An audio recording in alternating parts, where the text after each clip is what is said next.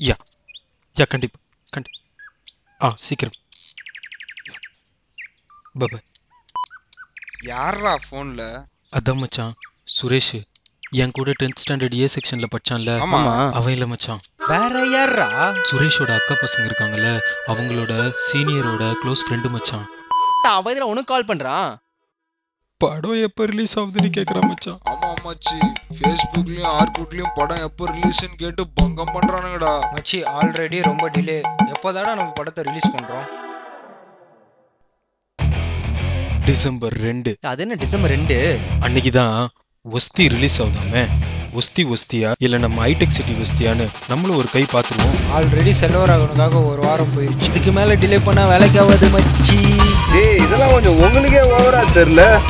விடு அவ படம் அவங்க உங்களுக்கு ஒஸ்தி மச்சான்.